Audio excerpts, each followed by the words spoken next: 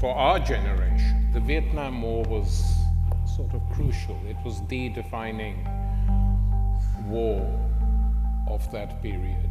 And memories of it remain, even now with the younger generation. So what I'd like you to tell us is how you personally got involved in that war. No, I volunteered for the draft. You volunteered, yeah. I came from New York City. I went to the public library. I was a student, and I was at Yale, and I dropped out. I had personal problems and demons, and I wanted to get out of the system that existed at Yale. Bush was in my class, George Bush, as well as many others, many people of that type. And I would say entitled, and I dropped out, and I consciously went over there to teach school, and my father was Republican. Make a long story short, I believed in the war. I believed we were fighting communism. I believed in the Cold War, and I went back and I enlisted in the, I volunteered for the draft. I went back in '67, '68, which was the height of the conflict. This is the pattern. Soften them up, and then move in. It's time to launch the first wave.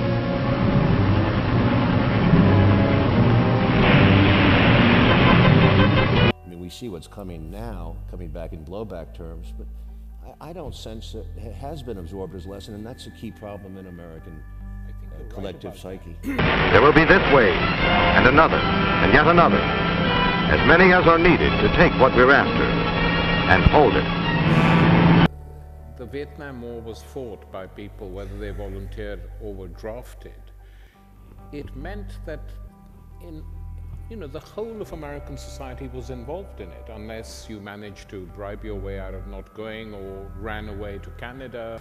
But by and large, every family in the country was affected, which meant that around the breakfast table, families, not political even, had to discuss the war in Vietnam.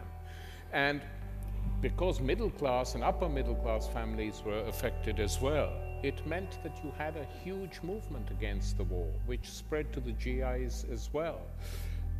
And that dissent in American society during the Vietnam War, while the war was being fought, I thought was one of the high moments of American political culture, really.